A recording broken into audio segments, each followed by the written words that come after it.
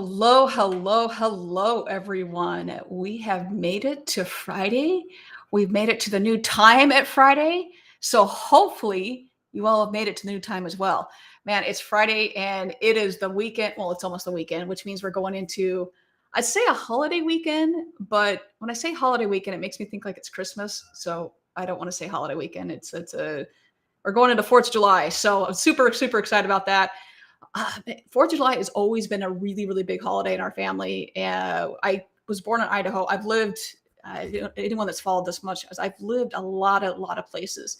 But I was born in Idaho, and where I grew up was in Idaho Falls. And Idaho Falls has this just insane fireworks production.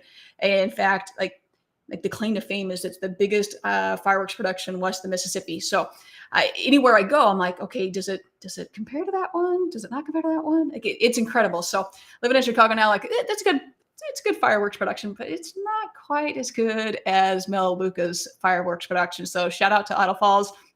Enjoy the fireworks production there because it's pretty freaking incredible. So pretty stoked. I gotta know what are you guys doing? What is everyone doing this weekend? What are you grilling? Like for us, I am a sucker for like hamburgers, hot dogs on the grill. Like we were at a City Works last night and bacon cheeseburger. Oh, so good. So pretty excited about that. Just to take some downtime. Hopefully you're taking some time off. So that's what we have going on here. Monday, because it's a holiday, we won't be on Monday. I have a sinking suspicion someone else will be taking over the keyboards on Monday. I'm not going to tell you who, but we will be off. It's a holiday, so we're gone. We're out of here. We're taking some time off here. So, but yeah, we're going to jump into this and get this thing rolling. Like I said, new time. It kind of works out a little better for everyone. Gives everyone a little break where you can see everything else that's going on Friday morning. And we're just going to jump into this. So I want to talk a little bit about phubbing. Now, I'm sure you're thinking, is that Brookish? Is that something new, Brooke? No, it's an actual word. I looked it up. It is a real word. And I knew I was going to be flying solo earlier on this week. And I go, I was throwing out a couple ideas of what I wanted to discuss.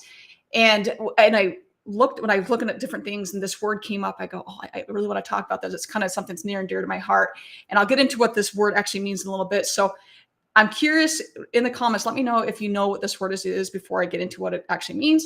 And as I was going through different articles on this, I saw someone posted something about this, not the word, but what it actually means and, the detriment of it. So as I get into a little bit of what it means here in just a little bit, I want to talk about in 2010, Chris and I had taken our first vacation together, and he said, okay, we're heading out to Hawaii, but he goes, I have got one stipulation on it, is that you can't bring your laptop. And I go, what do you mean I can't take my laptop like that? You talking crazy talk? I got to take my laptop. You nuts? I got to take my laptop. And he goes, no, you got to experience what a real vacation's like. I was like, okay, well, that seems kind of weird, but all right. Well, I had to go straight from Hawaii to another, I had to go straight from there to see a client. So he goes, all right, well, all electronics have to stay in our room. I was like, okay, sounds good. And that was the first time in my life I'd experienced what a true vacation is, where you unplug, you just disengage from everything. And if you're going to have a phone, it's because you're taking photos. And when you're done taking photos, it goes back in your bag. I was like, oh my gosh, like moving forward, this is how all vacations are done. Like you focus and you are engaged with what is in front of you and the person in front of you. And you focused on that, not on this, not on my head down in my phone, and not at the beautiful sunrise or the ocean waves or whatever it may be. So I was like, oh, this is how we're going to move forward. So as time progressed, we eventually had a rule that we both were both in the auto industry, and it was both long days. We come home, phones are on the kitchen counter. We go and talk about our day or whatever it may be.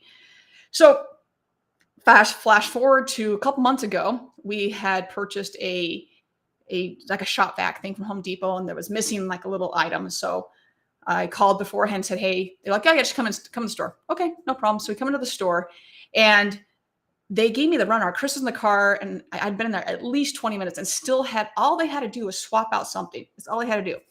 And so I'm a little frustrated, but keep my cool. Chris, on the other hand, is like, this is ridiculous. They shouldn't be putting you through this. he comes in and like is starting to have like steam kind of his ears. He's very upset and frustrated with the situation and just goes, we got to see a manager. So they call for a manager. It's been like 5-10 minutes. The manager still hasn't come up to see us. So he calls again and manager comes up, and I kid you not, this is the response we get. Manager comes up like this on his phone, texting away. And Chris just goes, I'll wait till you're finished. Manager, no joke. Yeah, just 1 second. Are you actually kidding me right now? You've got a couple here that's very upset that you guys have done something incorrectly that can be solved, and your first response is to go like this and be on your phone. So he proceeds to give us some lame ass excuse about how, oh, I had to send it, or I was going to be, some customer or employee is going to blah, blah, blah, blah, blah, some bullshit excuse. Now, the individual is a very, very nice individual. This is all going to a whole what phubbing is. So phubbing is at the end of the day, is you're ignoring someone in favor of your phone, and this hurts relationships. And at the end of the day, it is costing you money. So having that phone out, even if it's on the desk, is hurting you. It's costing relationships, and it's costing you money. And I'll get into this a little bit more, but it was just like, you've got an upset customer. This is what you're doing. So I want you guys to think about the last time that you were out and someone what happened? Did you feel like someone was ignoring you by having their phone out? What happened? What did that feel like to you when someone had their phone out? I mean, what'd you feel like? I know for me, I was like, man, they're just ignoring me. They don't care about me. I just feel like they don't care. I just completely feel disrespected. And that's the problem, is that you do feel that. So what happens then? When you are the one doing it, what are you doing? You're usually like checking social media, you're checking the scores, you might actually be looking photos of the person right across the desk from you. Or maybe you're swiping left, you're swiping right or swiping left. So if you're talking to someone and their phone is present, your guard is automatically up. There have been so many studies on this about it. So numerous studies, in fact, they've proven that in partners or relationships, that that the depression goes up, that there's less satisfaction with life. And friendships, they're actually get in trouble as well. That your friendships are at risk because they see the other person as less polite, less attentive. That when this phubbing, or like I said before, is that they are ignoring someone in favor of your phone, that one feels disrespected and not heard.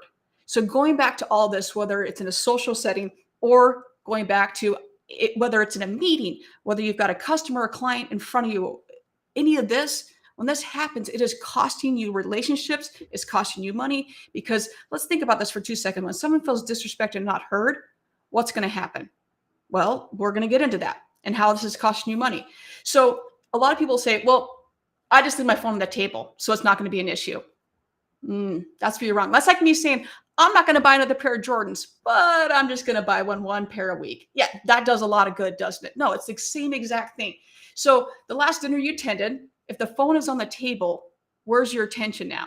What are you thinking? Are you thinking, oh, well, the phone's not the most important? Yeah, the phone's still the most important thing, because you're waiting for either that phone to ring, you're waiting for that phone to vibrate and that person to pick it up, you're waiting for it to light up and that person to pick it up.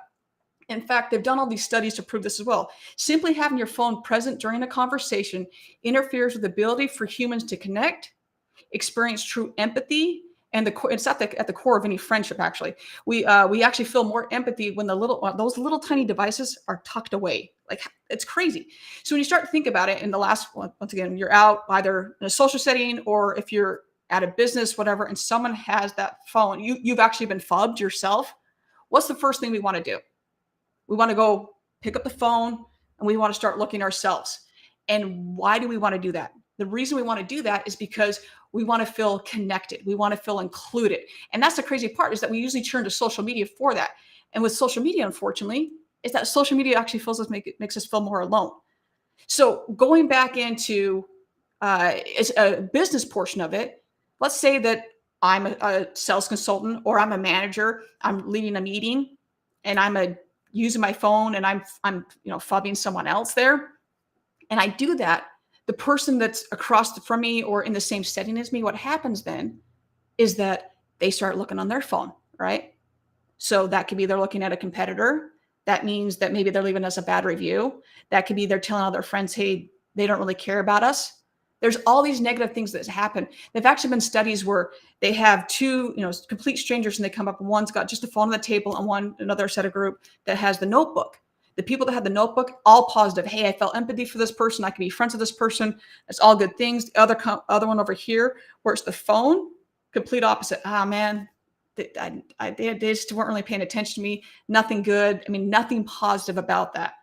So in a business setting, whether, like I said, whether it's a meeting, whether I've got a customer or a client across the table from me, if you can put that phone away and actually have, hey, I understand it's this, and have the interaction, the facial expressions, hey, the body language I'm reading from you is this, versus your head looking down, or even the phone on the table, that makes such a difference. And it's going to increase sales.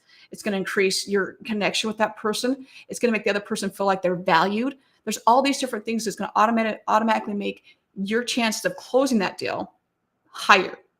When it comes into meetings, it makes your employees feel more valued. All these little things that increase, it's all positive. So Nicholas, I'm going to slaughter this name here, but Nicholas Cardidas, he's a former Stony Brook medicine clinical professor and author of Glow Kids, he went so far as to liken screen time to digital cocaine. And then Wilma Hoffman, who was Chicago University's, did research there. He considered the urge to check social media is stronger than the urge for sex. So I just want you to think about that for a second. The urge to check social media is higher than the urge for sex. Like, these are really, really like high things. So then it's like, well, I don't have social media, Brooke, so it's not a problem. Bullshit.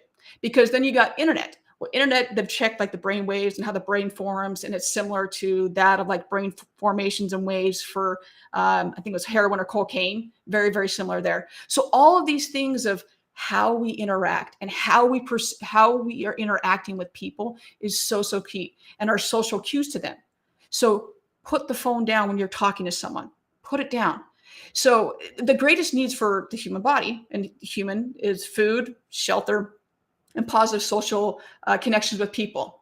So going a little bit further on that, it's super, super crucial necessity for health and happiness. In fact, it's worse if we don't have those than smoking, high blood pressure, and obesity.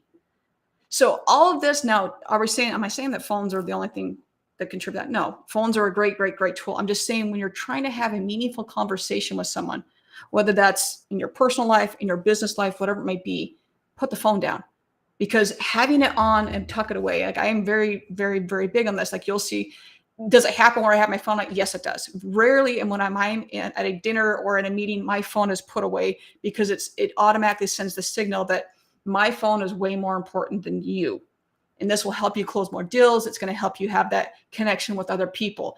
So obviously males and females are way, way different in this. I'm fully aware of that. Like, when it comes down to it, in one study, males even said that it was okay in any social interaction, like even intimate instances. And I was like, that's the case. I'm guessing they're no longer in those relationships, but in older and younger, it's different as well. I get that as well. So all of this to say is that just think, hey, what message am I sending? Am I sending that I am more important, that my phone's more important than the person sitting across the table from me? Because these are all very, very big social cues, and that I do care about you and I am listening. Am I going to have to repeat the same thing 15 times because you're not listening to me, that you're looking at your phone? And if I am doing that, then that person is going to pick up their phone and they're going to start scrolling, which then is this vicious cycle, because then they're going to feel more alone because they're looking at social media. And if it's in the business setting, now all they're doing is they're now going to eventually go shop in another store, because we know as soon as we leave them, they're looking at the competitor's store. So at the end of the day here, I just want to drive home that this phubbing thing, which is snubbing, but with the phubbing there, is very, very, it's a huge, huge, huge, huge issue. And phones are phenomenal. So social media is not the devil. It's a great, great thing. All of these things are great. It's just used in the right context.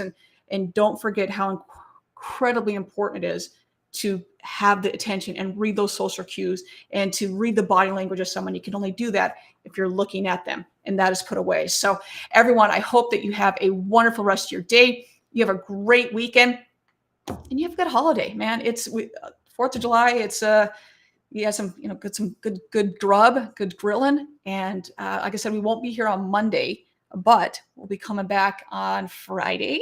So we're excited about that. Back on the new time on Friday at noon. So don't come on 8:30 because I won't be here. And yeah, yeah, you guys have a wonderful day. And with that, as always, find a way, everyone, find a way to serve. Find a way to get out there and help someone.